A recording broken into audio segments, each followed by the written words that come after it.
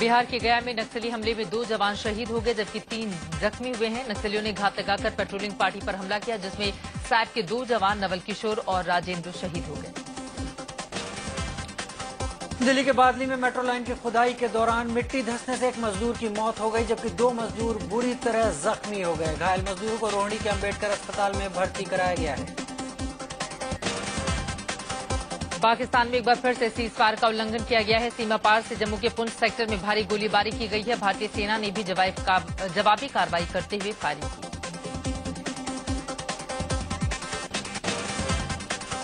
लखनऊ के गोमती नगर में बिजली बोर्ड के इंजीनियर के घर से नौकरानी का शव मिला। नौकरानी का शव बाथरूम में पड़ा था। नौकरानी के गले पर निशान था जिसकी जांच पुलिस कर रही है। घटना के बाद नौकरानी के घर वालों ने जमकर तोड़फोड़ की।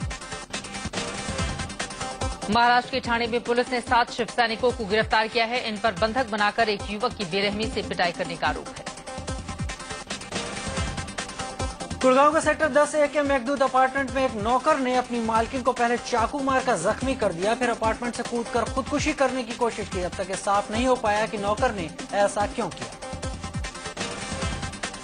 आसाराम की मुश्किलों का दौर जारी है। मध्य प्रदेश के मंदसौर में आसाराम के आश्रम को नोटिस देकर अतिक्रमण को हटाने को कहा गया है। साथ ही आश्रम प्रबंधन को आज तक तहसीलदार के सामने पेश होने का वक्त भी दिया गया है। यूपी के रायबरेली में धारा 144 का उल्लंघन किया गया और सोनिया गांधी के खिलाफ हजारों लोगों ने जुलूस निकाला। ये लोग दिल्ली में धार्मिक स्थल गिराए जाने से नाराज थे।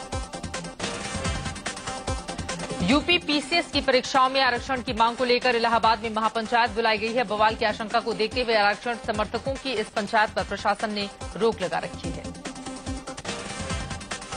दिल्ली से सटे गाजियाबाद में जेडीयू अध्यक्ष शरद यादव को जबरन ट्रेन से उतार दिया गया। शरद यादव आरक्षण महापंचायत में शामिल होने के लिए इलाहाबाद जा रहे थे। इलाहाबाद में महापंचायत की वजह से धारा 144 लगी है। भोपाल में जेट एयरवेज की फ्लाइट में एक लड़की से छेड़खानी का मामला सामने आया है। छेड़छाड़ का आरोप अशोक लेलैंड कंपनी के वाइस चेयरमैन अशोक कन पर लगा है। भोपाल की गांधीनगर पुलिस ने छेड़खानी की रिपोर्ट दर्ज कर जांच शुरू कर दी है। दिल्ली के नारायण पार्क में 4 साल की मासूम के साथ रेप का मामला सामने आया है। आरोपी टॉफी देने के बहाने बच्ची को पार्क में ले गया जहां उसने बच्ची को हवस का शिकार बनाया। पुलिस आरोपी की तलाश में जुटी है। महाराष्ट्र के नागपुर में एक 8 साल की मासूम के साथ रेप का मामला सामने आया है। हैरानी की बात यह है कि रेप का आरोपी नाबालिग है। पुलिस ने आरोपी को गिरफ्तार कर मामले की जांच शुरू कर दी है। मुंबई से सटे ठाणे में एक मनचले ने एक लड़की पर चाकू से जानलेवा हमला बोल दिया। गंभीर रूप से जख्मी लड़की को अस्पताल में भर्ती कराया गया है। पुलिस ने आरोपी लड़के को गिरफ्तार कर लिया है। पुलिस ने इसकी वजह एक तरफा प्यार को बताया। यूपी के रायबरेली में रेल कोच कारखाने के लिए जमीन देने वाले किसानों ने कारखाने का गेट बंद कर प्रदर्शन किया। किसानों का आरोप है कि जमीन के बदले उन्हें कारखाने में नौकरी देने की बात कही गई थी लेकिन नहीं दी गई।